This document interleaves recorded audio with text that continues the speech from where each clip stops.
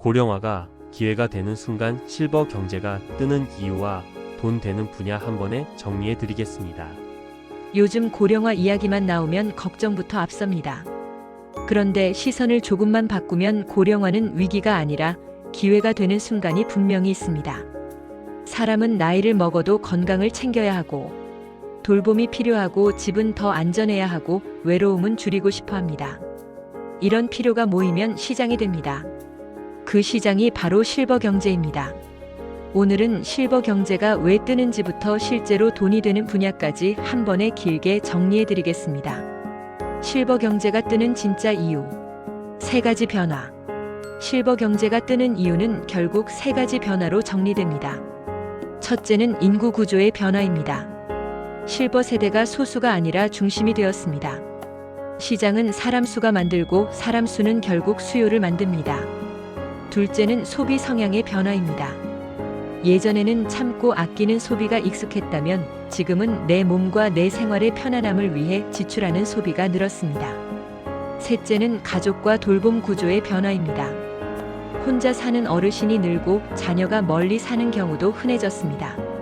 맞벌이 가정도 많아졌습니다.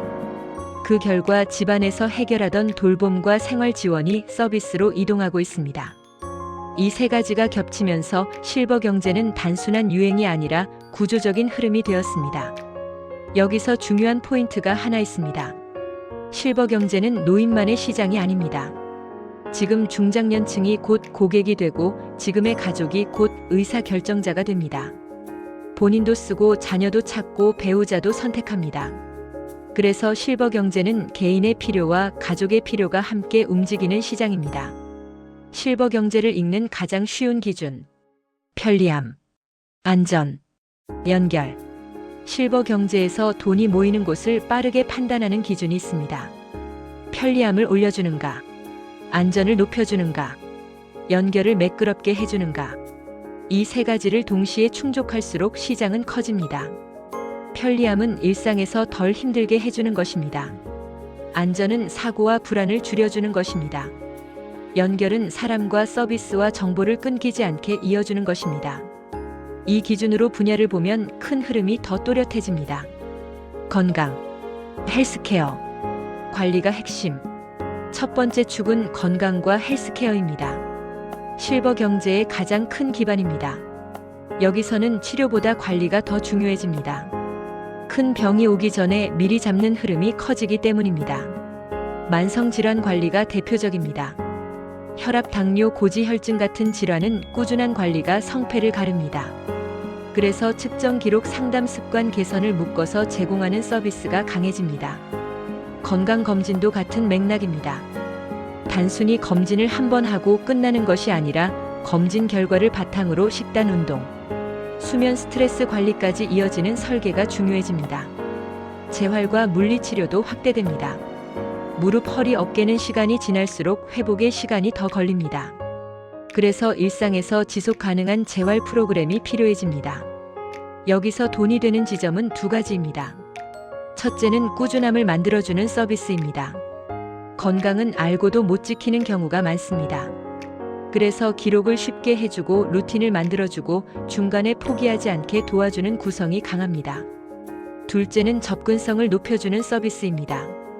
병원이 멀거나 대기 시간이 길거나 이동이 불편하면 건강관리는 끊깁니다.